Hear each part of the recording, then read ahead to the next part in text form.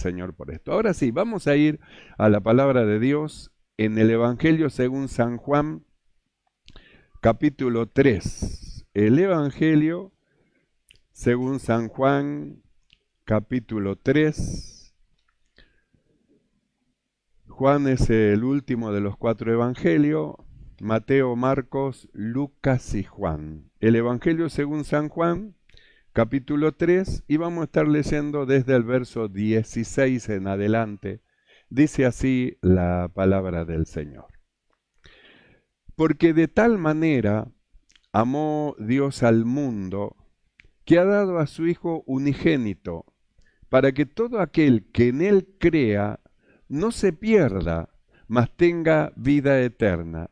Porque no envió Dios a su Hijo al mundo para condenar al mundo, sino que el mundo sea salvo por Él.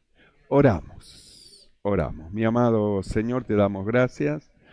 Padre bueno, muchas gracias, Señor, por tu bondad, tu amor, Señor, para con nosotros. Rogamos que el poder de tu Espíritu Santo sea llenando nuestros corazones, nuestros pensamientos, iluminándonos en todas las cosas y abriendo nuestra mente para entender y comprender, Señor, tu perfecta voluntad. Somos tuyos, tómanos en tus manos, dirige nuestros corazones e ilumínanos con tu grande poder. Padre Santo, reprende toda operación del maligno, toda operación del diablo en contra de la iglesia, de tus hijos, de tus hijas, y salga tu pueblo como siempre victorioso por el nombre de Jesucristo. Padre, gracias te damos, Señor, por tu presencia, tu espíritu, y la luz de tu palabra nos ilumina en todo. Muchas gracias te damos, mi amado Señor. Amén y amén. Tomamos asiento. Gloria al Señor. Así que recuerde, es notorio a los que aman a Dios y quieren siempre más del Señor, ellos siempre procuran estar más cerca, nunca más lejos, sino siempre más cerca del Señor. ¿Cuánto quieren estar más cerca del Señor? Bueno, eso es, más cerca del Señor en su presencia y más cerca del Señor hacia el púlpito. Así es como debe de ser. Muchas gracias al Señor por esto. Yo le comento esto porque yo también comencé la iglesia, yo también fui joven, no fui siempre así como estoy ahora, fui joven también creí en el Señor y cuando me convertí al Señor no era amador de los primeros lugares, no, pero a mí me gustaba estar en el segundo o por ahí, acá nomás cerquita, no muy lejos del púlpito. Muchas veces los chicos los llevamos al fondo, porque un poquito más al fondo para que ellos no causen molestia a otro, pero los demás no, si queremos y queremos más del Señor, acerquémonos al Señor. Si nosotros nos alejamos del Señor, vamos a percibir menos, pero si nosotros nos alejamos al Señor, vamos a entrar en el secreto de Dios. Y es en el secreto de Dios donde Él a nosotros nos va a revelar cosas nuevas y ocultas que nosotros no entendemos. Viene la revelación del Señor para los que son suyos. Por eso es que yo comentaba, yo me convertí al Señor y no era amador de los primeros asientos, sino que me gustaba estar siempre cerca del Señor. Nosotros hemos leído este pasaje que ha sido leído tantas veces: de tal manera amó Dios al mundo, que ha dado a su Hijo unigénito para que todo aquel que en Él crea no se pierda, sino que tenga vida eterna. Y luego dice, porque no envió Dios a su Hijo al mundo para condenar al mundo, sino para que el mundo sea salvo por Él. Entonces, ¿qué es lo que trajo Jesús? El Evangelio. ¿Y el Evangelio para qué es? Porque a veces se toma el Evangelio como que es algo para condenar. El Evangelio no es para condenar. Él dijo que no vino a condenar, sino que Él vino a salvar. Y ahí entramos nosotros, en función nosotros como miembros de su cuerpo, como lo hemos estado viendo, con la misma visión y el mismo sentir que hubo en Cristo Jesús, el mismo sentir. Entonces, ¿cuál era el sentir de Cristo? Él no vino a condenar, vino a salvar. Fue enviado para salvar. El Evangelio no es un Evangelio que condena, el Evangelio no condena, sino que el Evangelio llama a los hombres al arrepentimiento para que puedan entrar en esta tan grande salvación, pero no es un Evangelio que condena. Vio, a veces el creyente legalista todo lo condena y todo lo manda al infierno y se pone en el lugar de juez y ya mandó a todos al infierno, juzga acá, juzga allá, y juzga y juzga y juzga. Y Jesús dice, no envió a su Hijo para condenar, porque antes de la condenación está el juicio, se juzga. No envió el Señor, no envió Dios a su Hijo al mundo para condenar al mundo, sino para que el mundo sea salvo. Entonces el Evangelio es para salvar, es para la salvación de los hombres. Eso es lo que a nosotros nos fue dado, la palabra de la salvación, que es lo que nosotros tenemos que llevar a todos los hombres, la palabra de la salvación. Los hombres necesitan ser salvos. Ellos no van a ser condenados por el Evangelio. Ellos ya están condenados por causa de sus obras y por causa de no creer en Cristo Jesús. Pero el Evangelio de Cristo no condena a nadie, no condena, sino que llama a los hombres para que entren en esta tan grande salvación mediante la fe, mediante la fe.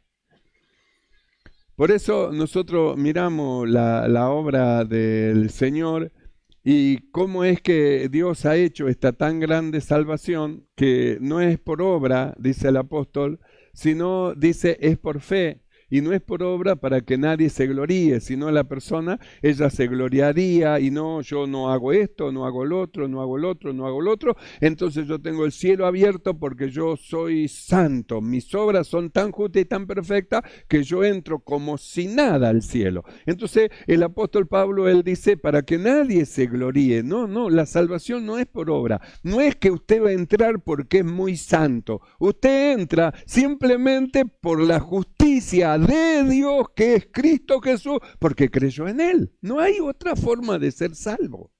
Nadie se salva por las obras. No hay salvación por las obras. No hay salvación por las obras. La salvación es por la fe.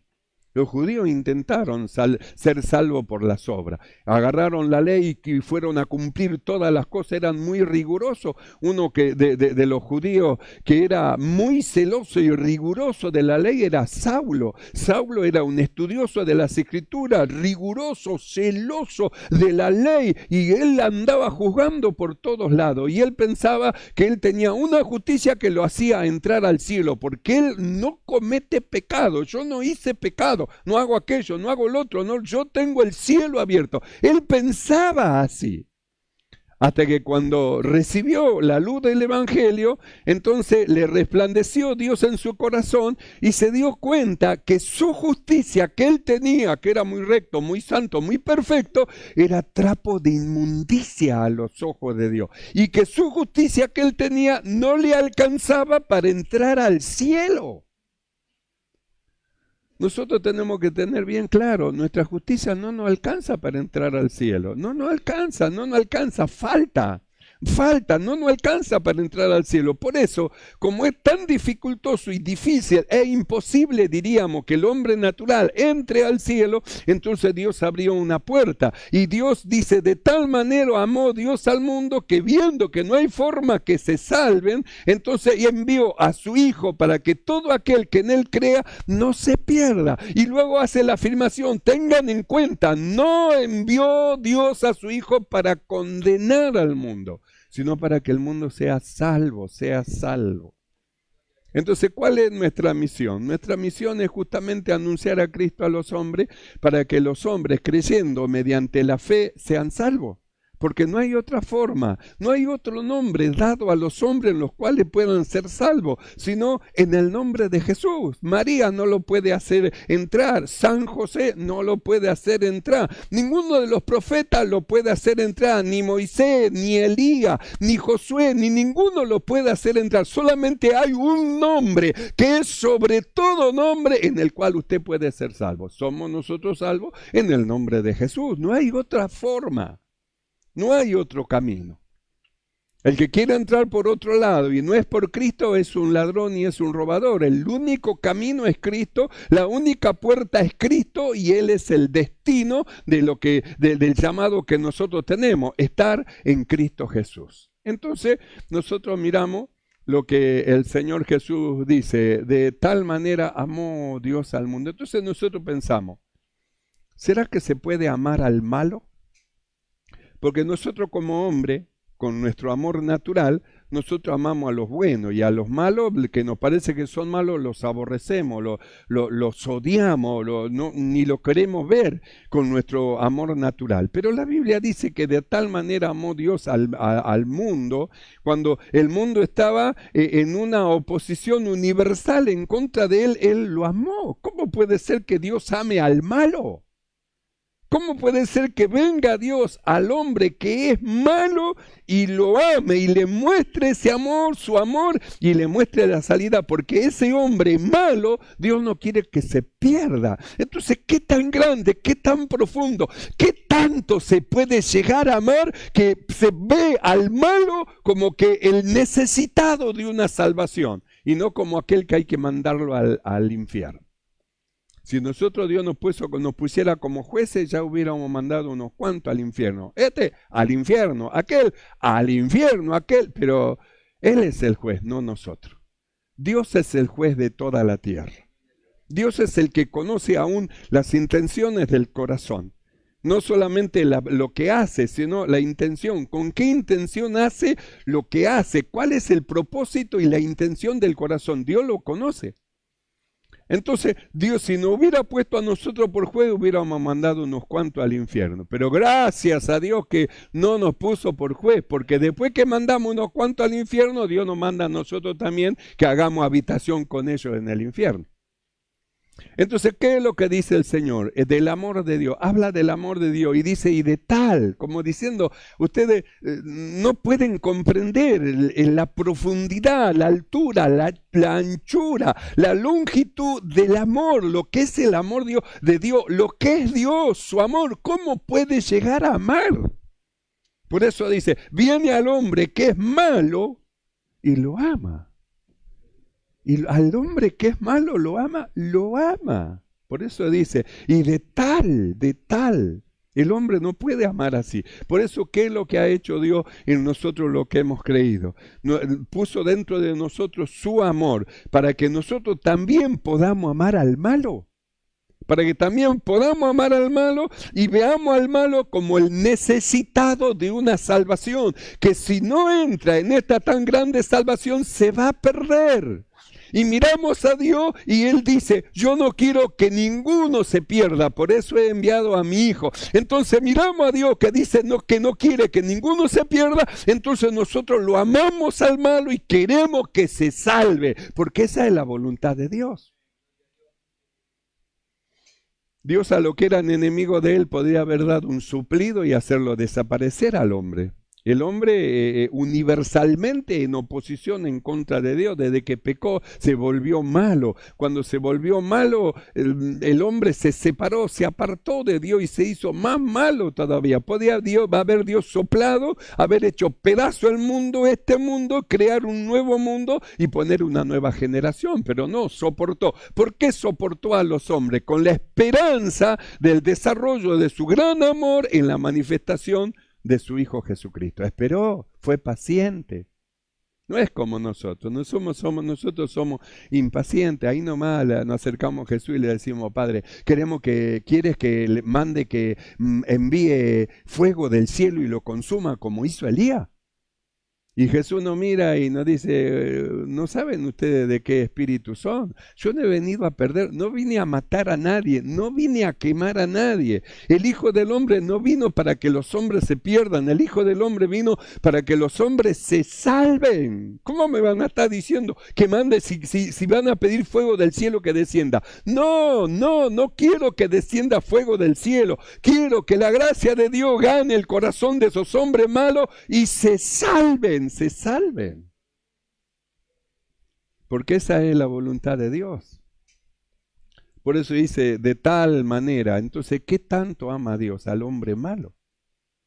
Es el hombre más difícil de tratar, el hombre más malo que está a punto a ser juzgado por tanta maldad que ha hecho. Sin embargo, Dios envía a alguien para que le hable del Evangelio, porque no quiere que se pierda, sabe que se va a perder. Sin embargo, le da la oportunidad, la última oportunidad. Está en el pasillo de la muerte, ya al punto de ser condenado ya y ser ajusticiado. Ya fue condenado, tiene que ser ajusticiado, pero ahí Dios envía su palabra, envía a su hombre para que le hable, porque no quiere que se pierda, no quiere que se pierda.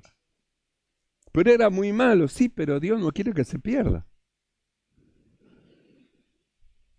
Por eso dice de tal. Entonces, ¿qué hizo Dios en nosotros? Derramó su amor dentro de nuestro corazón. ¿Para qué lo derramó? Para que amemos como Él, amemos como Él. Es fácil amar al bueno, es fácil amar a aquel que nos hace bien, aquel que no nos hace daño, es fácil amar a aquel que es neutro, ni no hace bien ni no hace mal, es neutro, es fácil amar. El asunto es amar a aquel que nos hace mal. Ahí es donde se ve el desarrollo del amor de Dios dentro de nuestro corazón. Si somos capaces de amar aún al que nos hace mal. Hacia ahí es a donde el Señor llevó a sus discípulos y le dijo, tu enemigo tiene hambre, dale de comer. Tu enemigo tiene sed, dale de beber. Te están persiguiendo, orá, que Dios los bendiga y los salve por lo que los persiguen. Los están ultrajando, oren por lo que os ultrajan. Entonces, ¿qué es lo que estaba manifestando el Señor? El amor de Dios que estaba en Él y nos está enseñando a nosotros a amar a Dios como como Cristo amó a Dios y amar a los hombres a pesar que sean hombres malos. A pesar que sean hombres malos. Por eso dice, porque de tal, entonces tanto amó Dios, tanto, porque de tal, entonces miramos el amor de Dios en Cristo Jesús, crucificado, padeciendo, sufriendo, todo acusándole, extendiendo el dedo, diciendo mal, crucifícale, crucifícale. Sin embargo, él levanta su voz y dice, Padre, perdónale, perdónale. Si están haciendo todo lo que hacen eso en contra tuya, perdónale. No saben lo que hacen, perdónale. Entonces, ¿qué tanto desarrolló el Señor el amor de Dios? ¿Y qué tanto podemos nosotros desarrollar el amor de Dios en nosotros? ¿Será que podremos orar por nuestros enemigos? Seguro que sí. Si fue derramado en nuestro corazón su amor para que nosotros amemos como Él ame. Y si nuestro enemigo tiene necesidad, nosotros estamos prontos a darle la mano y a ayudarla. Entonces alguien puede decir, vos sos un tonto, porque mirá todo lo que te hacen y vos encima seguís haciendo el bien. Sí, sabe lo que está manifestando, no está manifestando que es un tonto. Para los hombres que andan ojo por ojo, usted es un tonto, pero para Dios es su hijo. Derramó su amor dentro de su corazón y usted está manifestando y mostrando lo que es. Hijo de Dios, que está siguiendo las pisadas del Maestro, hijo de Dios. Manifiesta lo que usted es. Los fariseos no podían manifestarse como hijos de Dios. Ellos no pudieron hacerlo, porque ellos eran hijos del diablo, no eran hijos de Dios, eran hijos del diablo. Pero nosotros somos hijos de Dios. Hemos nacido de Dios. Dios hizo algo en nosotros. Nos dio esta plena salvación que nos llevó a tener un título, el título fuimos hechos hijos de Dios. Ahora, ¿cómo sucedió esto? Porque la Biblia dice así, porque no envió Dios a su Hijo al mundo para condenar al mundo, sino para que el mundo sea salvo por Él. Sea el mundo salvo por Él. Dios dio a su Hijo para que todo aquel que en Él crea, no se pierda, mas tenga vida eterna. Así que la salvación es mediante la fe, la salvación es mediante la fe. ¿Y qué es lo que hizo Dios? Mire lo que dice en San Juan, capítulo 1, verso 11 en adelante. Dice así, cuando vino el Señor, a lo suyo vino, y los suyos no le recibieron. Mas a todos los que le recibieron, a los que creen en su nombre, le dio potestad de ser hechos hijos de Dios, los cuales no son engendrados de sangre ni de voluntad de carne, ni de voluntad de varón, sino de Dios. Entonces dice que la salvación es mediante la fe. Cree en el Señor Jesucristo y serás salvo. Entonces la salvación no es por obra, para que nadie se gloríe. Pero dice que Dios hace algo en aquellos que creen. A los que creen en su nombre, le dio la potestad de ser hecho hijos de Dios. Y luego dice, ¿cómo es que llegan a ser hijos de Dios? Porque dice, no son engendrados de carne y sangre, sino son engendrados de Dios. Entonces, ¿qué es lo que ocurrió con aquellos que creen? ¿Sabe qué pasó? Nacieron de nuevo.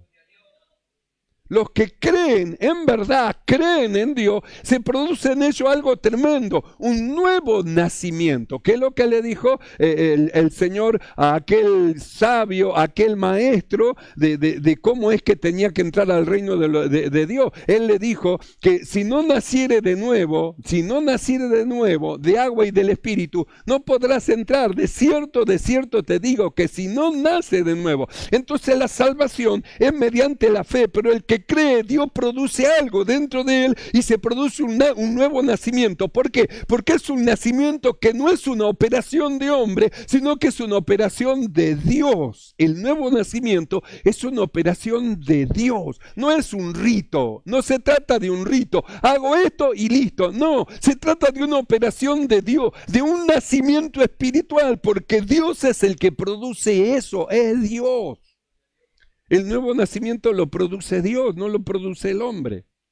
Yo no he hecho nacer a ninguno de ustedes. Dios es el que puso e hizo en ustedes un nuevo nacimiento. Han sido engendrados, no por un hombre, engendrados de Dios. Dios engendró algo, puso algo dentro de ustedes, su espíritu, y nacieron de nuevo.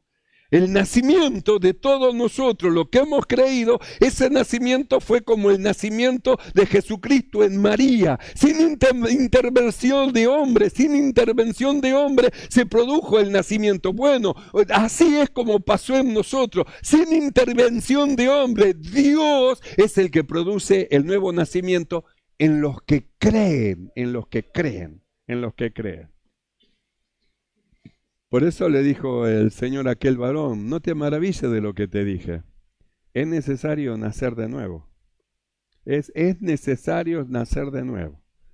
El primer paso es creer, pero ese creer lo lleva al nuevo nacimiento, es decir, a algo que Dios produce en el corazón y dentro de la persona. Un nuevo nacimiento. ¿Y cómo es eso? Vamos a verlo en el Antiguo Testamento, lo que dice la Biblia cuando Saúl se encontró con Samuel y Samuel le dio las instrucciones. Y mire lo que dice la Escritura. En Primera de Samuel, capítulo 10. Mire lo que dice la Escritura. Primera de Samuel, capítulo 10, verso 5. Dice así, hablando Samuel con Saúl. Primera de Samuel, capítulo 10, verso 5. Después de esto, llegarás al collado de Dios, donde está la guarnición de los filisteos. Y cuando entres allá en la ciudad, encontrarás una compañía de profetas que descienden del lugar alto. Y delante de ellos salterio, pandero, flauta y arpa, y ellos profetizando. Entonces el Espíritu de Dios vendrá sobre ti con poder, y profetizarás con ello, y serás mudado en otro hombre. Y cuando te haya sucedido estas cosas, estas señales, haz lo que te viniere a la mano, porque Dios ahora está contigo. Cuando Dios estaba con él, después que se produjo un cambio, serás mudado en otro hombre. ¿Qué pasó en él?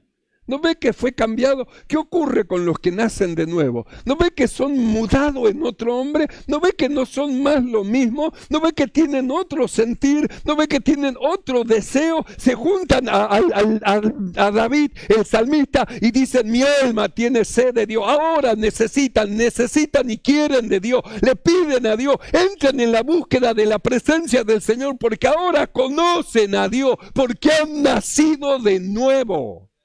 Entonces el nuevo nacimiento produce una transformación en la persona y un cambio de actitud.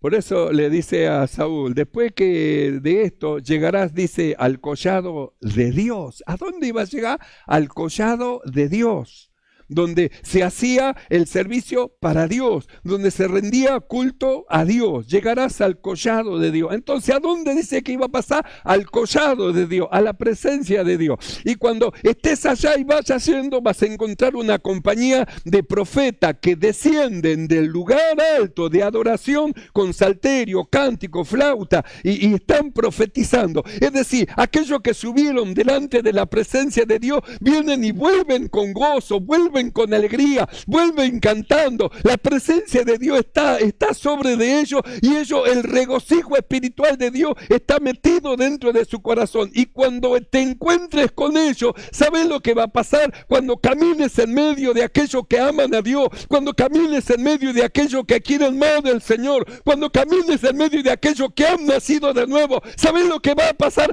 Va a ser mudado en otro hombre. El Espíritu de Dios va a venir sobre de ti, no vas a ser nunca jamás el mismo. Porque ahora vas a ser una nueva creación, un hombre nuevo. Por eso le dice, y serás ahí mudado en otro hombre. Y luego le dice, bueno, y después de eso, haz lo que te viniera a la mano, lo que tengas en tu corazón. Porque después de eso, Dios está con vos, Dios está con vos. Naciste de Dios, Dios es tu Padre, Dios está con vos. Levanta su voz y clama a Dios y Dios le responde. Es su Dios, es su Padre, Él es su Hijo, ha sido engendrado de Dios, no de voluntad de hombre, de voluntad de Dios. Entonces, eso lo vemos en el Antiguo Testamento. Ahora, cuando vamos al Nuevo Testamento, al libro de Hechos, vamos a ver la singularidad de otro caso igual, lo que hace Dios. En el libro de Hechos, capítulo 9, verso 4, dice así. Hechos capítulo 9, verso 4. Cuando Saulo dice que iba persiguiendo a la iglesia del Señor, había tomado cartas de los sacerdotes para ir a la iglesia de Damasco, a la sinagoga de Damasco, y si hubiera algún ahí cristiano, entonces él lo tome y lo lleve preso. Entonces, cuando iba de camino, dice que de repente una gran luz fue sobre de él, cayó por tierra, y el libro de los Hechos, capítulo 9, verso 4, dice así, y cayendo en tierra, oyó una voz que le decía, Saulo, Saulo, ¿por qué me persigues? Él dijo, ¿quién eres, Señor? Y él le dijo, yo soy Jesús, a quien tú persigues.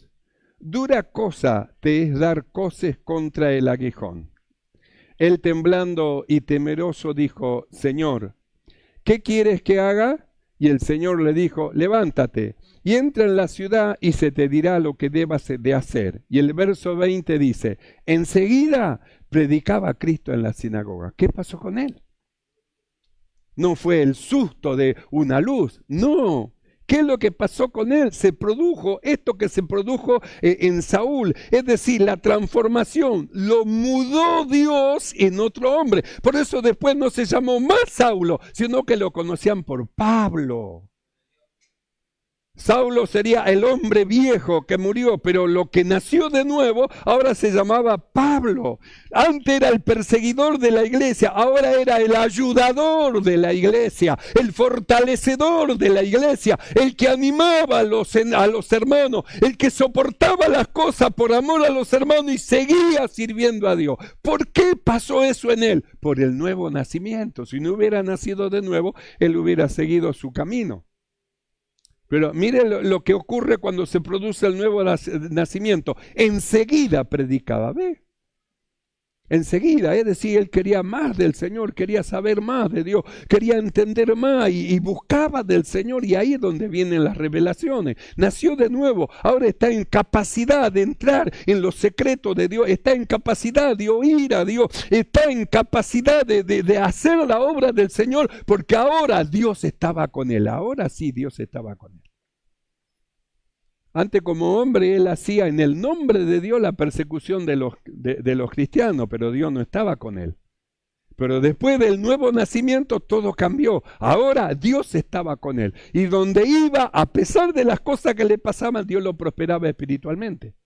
Siempre creció, fue apedreado, fue castigado con látigo, fue puesto en cárcel, estuvo en peligro de río, en peligro de mal, en peligro, pero siempre Dios estuvo con él. Nació de nuevo, nació de Dios y su corazón cambió. Fue mudado en otro hombre, fue mudado en otro hombre. Por eso es Pablo el que escribe lo siguiente en 2 de Corintios capítulo 5, verso 17. Mire lo que dice el apóstol Pablo. De modo que, dice el apóstol, si alguno está en Cristo, nueva criatura es. Las cosas viejas pasaron, he aquí todas son hechas nuevas. Y todo esto proviene de Dios. Está diciendo, este es el plan de Dios para los hombres. Por eso el Hijo del Hombre no vino a condenar, vino a salvar. Y este es el plan de Dios para con los hombres que creen. Darle una muerte y un nuevo nacimiento y hacer de ello, hacerlo mudarlos en otro hombre, en un hombre nuevo, creado según Dios, en la justicia y santidad de la verdad. De tal manera que cuando se produce este cambio se presentan delante del Señor y le dicen, Señor, ¿qué quieres que haga? Antes hacían lo que ellos querían, pero cuando se produce este nacimiento espiritual, entonces cambia la actitud, cambia su posición y cambia sus pensamientos. Y ya se presenta delante de Dios. Soy tuyo, ¿qué quieres que yo haga? Y le dijo al Señor, ve y entra en Jerusalén y espera ahí y se te dirá lo que tienes que hacer. Anda y espera ahí. Y él fue y esperó como el Señor le dijo. ¿Por qué? Porque se produjo un cambio, una transformación en él.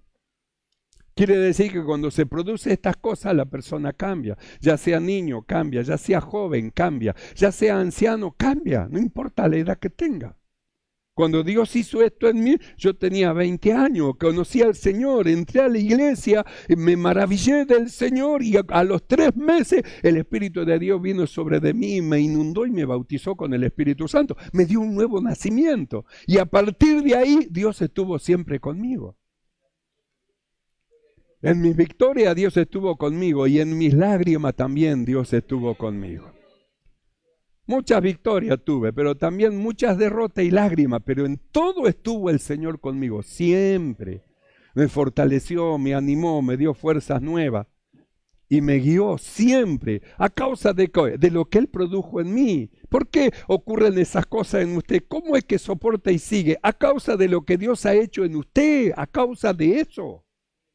A causa de eso. Entonces, ¿qué es lo que dice el apóstol? De modo que, si alguno está en Cristo. Entonces, nosotros hablamos del cuerpo de Cristo y dijimos que Cristo es la cabeza del cuerpo que es la iglesia. Y dijimos que la iglesia no son las paredes, la iglesia son los hermanos que han creído. Y los hermanos que han creído, aquellos que han creído, Dios dice que colocó los miembros dentro del cuerpo. Entonces, si los colocó dentro del cuerpo, significa que están en Cristo. Y Pablo dice así, de modo que si alguno está en Cristo, de modo que si alguno ha sido colocado dentro del cuerpo de Cristo, dice, es una nueva criatura. Porque Dios no mete al viejo hombre ahí, no lo mete. El hombre viejo no entra en el cuerpo de Cristo. Pero todos los que entraron y están dentro del cuerpo de Cristo han nacido de nuevo. Por eso dice, de modo que si alguno está en Cristo, dice, este ha nacido de nuevo, es una nueva criatura. Este ha nacido de nuevo, es una nueva creación. Para él las cosas viejas pasaron. ¿Y qué ha hecho Dios? Hizo un nuevo nacimiento y con ese nuevo nacimiento todas las cosas nuevas. Y luego el apóstol afirma, y todo esto, ese plan, procede de Dios. Procede de Dios. Entonces nosotros volvemos, de tal manera amó Dios al mundo. Y luego dice, porque no envió Dios a su Hijo para condenar al mundo. No envió para condenar, sino que envió para que el mundo sea salvo por él mediante la fe. Y la fe lo lleva a eso, a la presencia de Dios, y lo lleva a la fe a un nuevo nacimiento. Y el nuevo nacimiento lo lleva a una transformación, un cambio de actitud, y ahora su corazón se abre, se presenta delante de Dios y le dice: Señor, ¿qué quieres que yo haga? Porque Dios lo mudó en otro hombre. Lo cambió, lo mudó. Entonces es un plan perfecto que no falla. Entonces nosotros miramos el plan de Dios y ahí entramos nosotros en acción. Y por todo el mundo, predicar el Evangelio, el que creyere. Entonces somos enviados a predicar estas buenas noticias. No somos enviados a predicar condenación. Somos enviados a predicar salvación a todo aquel que cree. Ese es el Evangelio, predicar salvación a todo aquel que cree. Y esa salvación la produce Dios, no es la obra de un hombre. La produce Dios en el hombre que cree, porque luego lo lleva y lo hace nacer de nuevo. Y le da vestimentas espirituales para que se vista, y armaduras espirituales para que resista los ataques del maligno y pueda llegar a la ciudad celestial a donde ha sido llamado. Todos nosotros hemos sido llamados para entrar en aquel lugar. Un cielo nuevo y una tierra nueva. Y una Jerusalén que desciende del cielo, donde estarán aquellos que han sido parte de la esposa del Cordero. Entonces, ¿a dónde lleva al hombre que ha creído? A nacer de nuevo. ¿Y a hacer qué? A tener un título. Hijos de Dios, porque le dio potestad de ser hechos hijos de Dios, los cuales no son engendrados de sangre ni de voluntad de carne, sino de voluntad de Dios. Hijos de Dios. Entonces, al ser hecho hijo de Dios, Dios está ahora siempre con él porque es su hijo. Y ahí el Señor nos lleva de victoria en victoria. Por eso Pablo, para finalizar, en el libro de Romanos, capítulo 8, verso 35, dice lo siguiente. Romanos, capítulo 8, verso 35. Dice: ¿quién nos separará del amor de Cristo? ¿Tribulación, angustia, o persecución, o hambre, o desnudez, o peligro, o espada? Dice: ¿quién nos va a separar? Ahora somos hechos hijos de Dios. ¿Quién nos podrá separar de su amor? ¿Quién nos podrá separar de su lado? ¿Quién nos podrá separar de lo que Él ha hecho con nosotros? ¿No ve que somos obra de Dios? Somos obra de Dios, no somos obra de un hombre. Dios ha estado trabajando en nosotros y Él nos fue llevando para que alcancemos una estatura, la estatura de su Hijo. Nos va llevando en eso. Por eso dice: ¿quién nos va a poder separar de este gran amor? ¿Quién? Y ahí introduce tribulación, porque tengamos tribulación, ¿eso nos va a separar de su amor? No, la tribulación nos acerca más a Dios todavía, porque nos hace buscar de Él. Angustia, persecución, o hambre, o desnudez, o peligro, o espada. Y el verso 37 dice: antes, en todas estas cosas, somos más que vencedores por medio de aquel que nos amó. ¿Por qué somos más que vencedores en tribulación, angustia, persecución, hambre, desnudez, peligro o espada? ¿Por qué somos más que vencedores? Somos más que vencedores gracias al amor y al apoyo de Dios a sus hijos. Dios lo apoya. Pasaremos por ahí, pero Dios va con nosotros. ¿No ve lo que dice el salmista? Aunque ande en valles de sombra de muerte, tú estarás conmigo. Ah, ¿Dios está con usted? Dios le dice que no tema. Es Dios el que le da esfuerzo al cansado y multiplica la fuerza al que no tiene ninguna. Son sus hijos. ¿Cómo no lo va a fortalecer? ¿Y cómo no le va a dar fuerza? Los que no tienen a Cristo se fatigan, se cansan, los jóvenes flaquean, caen, pero los que son de Dios, los que están en Cristo, los que esperan en el Señor, ellos van a tener fuerzas nuevas, van a levantar alas como águila, van a correr y no se van a cansar, caminarán y no se fatigarán, porque Dios está con ellos, Dios está con ellos. Por eso dice el escritor: antes, en todas estas cosas, somos más que vencedores por medio de aquel que nos amó, más que vencedores, gracias al amor y al apoyo de Dios. Por lo cual, estoy seguro de que ni la muerte, ni la vida, ni ángeles, ni principados, ni potestades, ni lo presente, ni lo porvenir, ni lo alto, ni lo profundo, ni ninguna otra cosa creada nos podrá separar del amor de Dios que es en Cristo Jesús, Señor nuestro. Nada nos podrá separar de su amor, nada nos podrá separar del amor de Dios que es en Cristo Jesús. Así que, mis amados hermanos, no temamos, confiemos en el Señor. Él es el que nos dará la fuerza que necesitamos. Él es el que guiará nuestros pasos por camino de rectitud. Él es el que ha prometido, estaré con vosotros hasta el fin del mundo. Él es el que produjo en nosotros esos cambios. Él es el que a nosotros nos mudó en otro hombre. Fue Dios en nuestra vida. Por eso, no desmayemos, sino confiemos y sigamos adelante rumbo a la perfección. Amén, hermanos. Amén.